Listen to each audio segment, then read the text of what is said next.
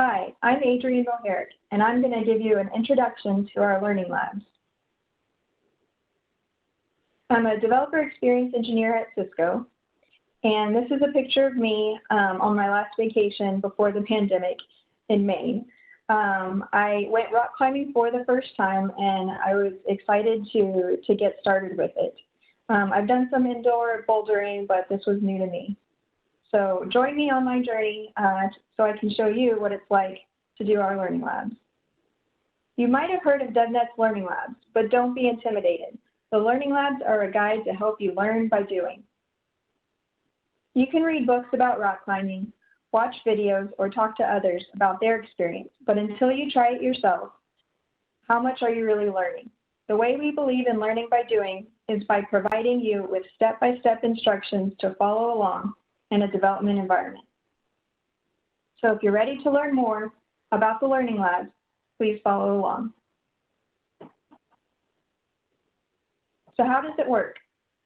Well, a lot of our learning labs use a sandbox. The learning lab in this instance would be the belayer's instructions. So they will guide me to the next foothold if I can't see it myself. And you can think of these boulders as the sandbox.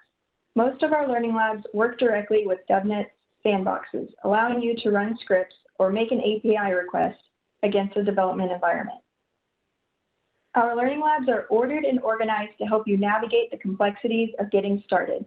You will work your way through each learning lab to complete a module, and each module you finish will help you complete a track.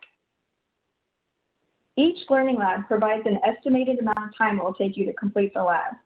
When you click on Start Lab, you will need to log in, and then you can begin the lab. The lab will look something like this, with steps on the left-hand side and the main instructions in the center.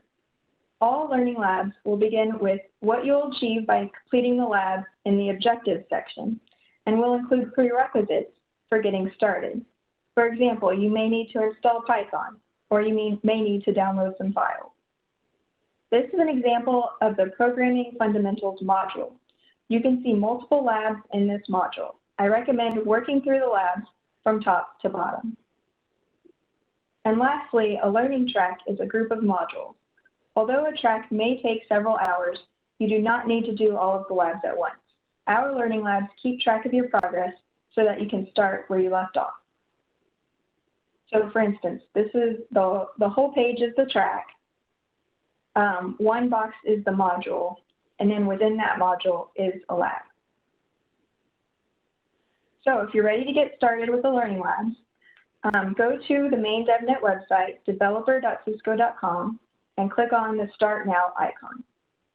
The Start Now page has a curated list of beginner-level learning labs, which includes everything from coding to containers and IoT to security. Or if you want to jump straight into programming, I highly recommend checking out our Programming Fundamentals Learning module. You can access it by going to cs.co/intro labs. Again, that's cs.co/intro labs. In this module, you will learn the basics of coding and APIs. Next, you'll learn the basics of Git, a version control system used by all programmers. Lastly, you'll learn how to get started with Python, a great language to learn for new programmers. In summary, the learning labs will guide you through the basics of programming by providing step-by-step tutorials to sharpen your skills, accelerate learning, and expand your capabilities. What are you waiting for?